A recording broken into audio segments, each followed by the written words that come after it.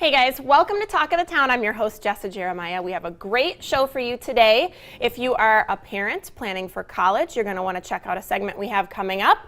And also the American Red Cross is here. But first, we have a very special guest, Miss Elise, who joins us from Rover Makeovers. How are you? I'm great. Thank you so much for having me. Oh yeah, so glad to have you. So you may be familiar with this face, as she is one of the hosts of Girl Talk, but also an aspiring new business owner. So I'm so excited to have you here to talk about Rover Makeovers. Thank you. Very excited to be here. Yeah, so Elise was telling us a little bit about her business on Girl Talk, but to get a little bit more information, so you are a fairly new business owner. I am. I've owned Rover Makeovers for a month now. I've been working there for 2 years under Julie Anderson. She's a great lady. But Rover Makeovers was established 9 years ago. That's awesome. Yeah. So it's a very cool business from what I understand. So for folks at home who have not ever heard of Rover Makeovers or never been there, just tell us a little bit about kind of the concept of it. Well, we're a professional pet grooming. What we do things a little bit differently than like a Petco or a larger facility. We take one dog at a time. They get pampered. We pay close attention to detail. They're only there for about an hour and a half to 2 hours, and we really pride ourselves on that. It's not a pet assembly line where 6 dogs get dropped off at 9 a.m. and maybe you pick them up at 4, maybe you pick them up at 5 that night. We really try to cater to their needs and making it relaxing and comfortable. Yeah, and that's what I like. You know, you mentioned that you're not like, it's not like all these dogs get dropped off in the morning and then you're just kind of working on them as, you know, you have time. Right. Or whatever. I mean, that's a super stressful environment for your pet to be in, and nobody likes that. Yeah, and that's nice. They get that kind of personalized attention, and it's all about kind of pampering your pet while they're there. It is, Very exactly. neat. So this is not, my understanding is it's not like a walk-in kind of place. This is like you really want to make an appointment, right? Right, absolutely. It is our busy time. It's summer, so you want to make sure that you call maybe like a week in advance, maybe even 2 if you want those Saturdays. But yeah, it's very hard to just walk in with your dog. We can do toenail trims on the spot, but because we're so kind of custom with our appointments, you need to call us for sure. Yeah, and that usually speaks to a place that is very attentive to whatever guest, in this case your dogs, whatever guest you have there is really the main focus. So Absolutely. When your pet is at Rover Makeovers, they're not getting interrupted by a lot of walk-ins and different things going on. It's really about that dog at that moment. Yeah, and like I said, just creating the least stressful environment that you can, because it's not their favorite place to be. It's kind of like going to the dentist where you feel great afterwards, but and I love my dentist, but I don't want to see him often. Yeah, absolutely. And you want it to be a comforting experience. Correct. So you're located in Cambridge, Wisconsin. I am, yep. It's about 20 minutes outside of Madison, east. It's a beautiful, small, kind of artistic town. And it really has a lot to offer if you take your dog to Rover Makeovers.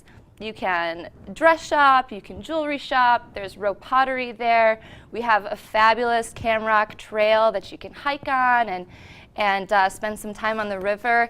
There's a lot to do while your dog is being pampered. Very cool. So that's a neat place for folks to go visit and have their dog cared for and get taken care of. And excuse me, I know you love your job a whole lot. So, you know, what do you think it is that might be kind of like the most favorite thing about your job, or what's like the most rewarding for you? Well, when I started dog grooming, I knew nothing about it, but I realized that I loved going to work every day, and I didn't mind putting in those extra hours, you know, no matter what the pay was. And that's where I realized, okay, this is something that I really want to do for the rest of my life. And I think it's just spending time with pets is an incredible pastime, and making them feel better, making them more comfortable, and being that person for them. Yeah, very cool. If I can take care of them, then then that's just very rewarding to me. Yeah. Well, that's why, that's why folks should come to you, is because of that personalized attention. And you love what you do. And really quick, we're just about out of time, but how would you like them to make an appointment? Please call us. Elise Edwards, it's Rover Makeovers, and we're at 608-445-0755. All right, we're going to do just that. Thanks so much, Elise, for joining us. Thank you very much for having me. All right, guys. Well, if you've got kids and you're thinking about college, stick around because this next guest is going to help us out. We'll be right back with more Talk of the Town. Welcome back to Talk of the Town. As promised, if you've got kids and you are starting to think about college, or maybe you're not, you definitely should. We have Robert, who joins us from Parents Planning for College. So welcome. Glad to be here. Yeah, we are so glad to have you. So there's several questions that I'm excited to get to and kind of dive in here, but just real quick, kind of give us a little background about Parents Planning for College and what it is that you do, and what it is that you can help folks at home with. Sure. Parents planning for college. I think if you have children, anywhere from little toddlers to those already in college, for many people, for many parents, college poses a lot of challenges. There's certainly the financial component. To go to UW-Madison to get a degree is going to cost around $100,000. For a lot of parents, that's a concern. Yes. There's the whole question, are we going to pick the best school for our child? Will they finish where they started, or will they crash and burn like about half the kids actually do? And then, will my student be actually happy doing something somewhat related to what they studied? Career satisfaction. Sure. Because I think we all know of many people who started in one career and they're really not passionate about what they do, and it's really important to have a good start. Yeah, absolutely. And it's so easy to get started down the wrong path, because you always hear growing up, you don't need to know what you're going to do, just go to school and figure it out. Mm-hmm. But in reality, that actually makes it sort of challenging if you go to college and then you really don't know what you're going to do. Sometimes you just pick and then you may pick wrong. So. Yeah, and it's just too expensive today to pick wrong. Yes, exactly. Right. To turn into the 7-year plan or whatever it is. Right, indeed. So when you talk about college and planning for college, I think folks at home might be interested to know, what specifically are you talking about when you say college? Right. When I say college, most people think first and foremost of a traditional 4-year brick and mortar college like UW-Madison or in Edgewood. When I use the word college, I'm referring to the time that comes after high school graduation. That could be a 2-year college, a 4-year college. It could be the Peace Corps, the military. It could be a gap year. It's the trade schools. Okay. Actually, you don't need to go to college to be happy. So when I refer to college, it's anything that comes, it's the time that comes after high school. Yeah. Okay. Well, that's good to know. So what's next? Next step kind of thing. Now talk to us about maybe some challenges. There's lots of parents at home watching. What do you think are a couple of big challenges parents face? Right, there are many challenges that parents face, and certainly the number one challenge is that parents only know what they know. I think if we look at our parents and how they helped us in the whole post-secondary education process, we would have probably liked a little more guidance from them. And no doubt, parents love their kids. They're doing the absolute best that they can. They're well-intended, well-minded. But simply with the cost of college today, you can no longer afford to be well-intended, well-minded. You have to become reasonably competent in the process. So, really recognizing that you might not know everything that there is to know about the process is really a big challenge for a lot of parents. A second challenge that parents face is that they tend to rely on the high schools and on the middle schools to actually help their child. Well, statistically, if you take a look at the number of counselors in the schools and the number of kids, there just is very little opportunities for the counselors to meet one-on-one with the students on a regular basis and to guide them through the process. So it really is the parents at home that need to be involved in this process and not be relying so heavily on schools and outside factors. Right. The schools are a resource. And the big challenge for a lot of parents is that something happens when kids become 13, when they become teenagers. And not always, but quite often when kids become teenagers, parents lose all competency. Just overnight, they're not cool anymore. And to have that conversation with your kid about college is really quite a challenge. Yeah, it gets tougher and tougher, doesn't it? So tell me, if for folks at home who've got younger children, maybe elementary school age, how can you help folks who are starting to think about planning on an earlier stage? Okay, there's a wide variety of things. One of the main components is on the financial component. We hear that you're supposed to save like in the 529 or the EdVest plan. Most parents do not understand the financial aid system and how funds like that actually hurt you when it comes to receiving financial aid, both merit-based and need-based. And it's important to not look wealthier than what you are. And so there's a lot of misinformation when it comes to actually saving for college. On a different component is that colleges start looking at kids already in 3rd and 4th grade. Wow. Okay, the whole pre-college programs that the universities offer, it's not just about having a great experience for your kid. Right. Okay, and so parents really don't understand how competitive college is, and college is about many things. It is about money. Right. Okay, Absolutely. and so it's not just about your kids' post-secondary education. It is about money. Absolutely. Well, that's why we need you. We need your help so we can start planning at the right times and get the right information. And Robert, thank you for joining us from Parents Planning for College. And hey guys, stick around. We've got the American Red Cross coming up right after the break. Hey guys, welcome back to Talk of the Town. Joining us now is Katie Gaynor, who joins us from the American Red Cross, and we are so pleased to have you. Katie, thanks for joining us. Thanks for having me. So Katie, I want to ask you about 100 Days of Summer, 100 Days of Hope. And first and foremost, how can folks at home, really get involved and be engaged with the Red Cross during the summer months? Yeah, and that's the whole point of this campaign, 100 Days of Summer, 100 Days of Hope, is we want to remind and encourage their communities to get involved with the Red Cross, whether it's helping out patients at a hospital, whether it's taking a life-saving class and acting in an emergency, or even just helping someone who suffered from a disaster. We're really encouraging our communities to take some time this summer and give blood, make a financial donation, or take a life-saving class. Absolutely, and there's lots of ways to really get involved, it sounds like. And one of my questions is, what is it about the summertime? Why is there an increased need for donations and blood during the summer? What is that all about? Particularly during the summer, we do see an increased need, and the need for blood is constant, but about 20% of our blood donations through a school year come from high schools and from universities. So during the summertime, that number drops significantly just because of summer vacation. Sure, okay. So we're just trying to encourage everyone to keep that in the back of their mind, and if they do have some time this summer to come in and give a donation, to please do so. Okay, interesting. So it's really more about people's lifestyles and that it's just not as on the front of the brain Schedules. in the summer. Yeah, Yep, interesting. exactly. So for folks who, well, hopefully we'll get you lots of donations now that we've got you on the show. For guys watching at home who are, potentially thinking about now donating, what's the best way to give blood? How do they go about that if they've never donated before? Well, a couple really easy ways. They can either call 1-800-RED-CROSS and do get some information there, or actually make an appointment online. But you can also go online to redcrossblood.org, where you can get more information. You can actually look by zip code to the closest blood drive to you, and then actually make an appointment right online, and then go and do so when you're ready. Okay, well that sounds pretty easy, so Yeah. not too painful of a process. Exactly. And are there specific types of blood that are needed right now? Are there folks at home that might be a certain blood type that you really would encourage to donate, or is it just sort of everybody?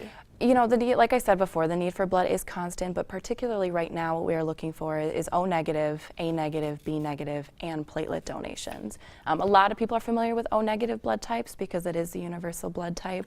It is used mostly in emergency situations. Before emergency personnel can even identify a patient's blood type, they can use O negative right away. Platelets are equally as important because they are a key clotting component for hospital patients, particularly cancer patients, burn victims, bone marrow transplant patients. So having that consistent supply is really important. Platelets actually only have about a 5-day shelf life, so it's important to keep that updated. Interesting. I didn't actually know that. And Yeah. you talked a little bit about the life-saving classes at the front of the segment. Talk to us a little bit more about what those are and just why maybe it would be important for somebody to take a class like that. Definitely. You know, everyone can take a life-saving class, whether it's refreshing your first aid CPR certification that you took 2 years ago, or it could even be taking it for the first time. We really just want to give people the skills and confidence to act in an emergency, whether it's at home, at the workplace, or in school. We just want you to have those skills readily available in the back of your mind.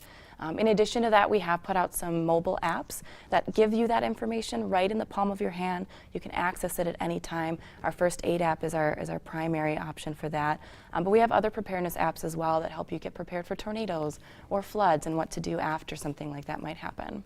You know, that's so great because, you know, I often think of the American Red Cross as somebody that, you know, to reach out to and make a donation or you know, whether it be blood or financial or what have you, but it's actually nice to know that you guys really are involved in teaching and helping out the community and all that kind of stuff.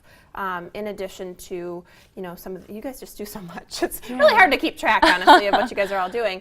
But for folks watching at home who, you know, want to donate blood or maybe who even can't donate blood and want to help out financially, talk to us a little bit about a potential financial donation, how that helps, how folks at home can do that. All that Sure. kind of stuff. Yeah, you know, the same way you can call 1-800-RED-CROSS and make a donation over the phone, or you can go on to redcross.org and make a donation that way.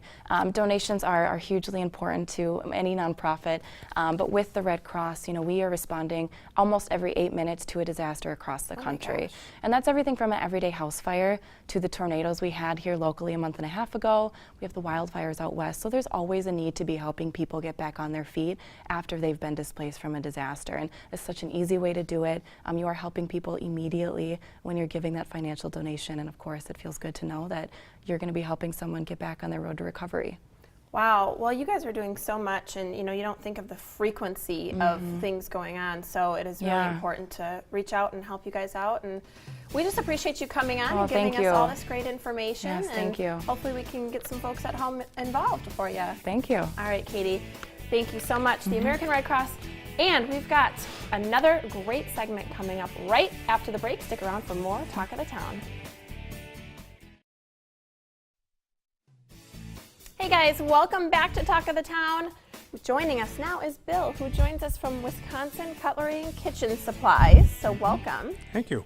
So I was in your store recently, and I think you guys have just such a cool store. So just tell folks at home, you guys are over there on University in a very neat area. So tell folks at home a little bit about your store and who you kind of cater to. Well, my store is a little bit unique. It's a kitchen supply store. We cater both to the commercial industry as well as the retail industry, so it's kind of unique that way. We provide knife sharpening, which is a fairly unique thing. In fact, since I've opened my store, I've sharpened over 60,000 knives. So, Very cool. Yeah. Wow. Well, that's quite a tall order. Yeah. You know, what begs the question, what sort of got you interested in this, and what's your background? How did you come to be the owner of a store like this? Long tangled thing, but anyway, to make a story short, I started as a kid as a meat cutter. I did that for 10 years. Went to work for a company who did sharpening, both in the retail industry as well as commercial, as far as like Oscar Mayer plants like that, and did purchasing for them. I used to purchase $1 million worth of knives a year, and that's how I got my background in that. Eventually I went to work for a knife manufacturer, and after I quit that, I worked for a company in Chicago who did sharpening as well. I created that place into more of a retail store, and actually we won an award there as being Kitchen Store of the Year in Chicago, which I was really proud of. Yeah, well, that's very cool. And I mean, you talk a lot about knife sharpening and these kinds of things, which of course is important.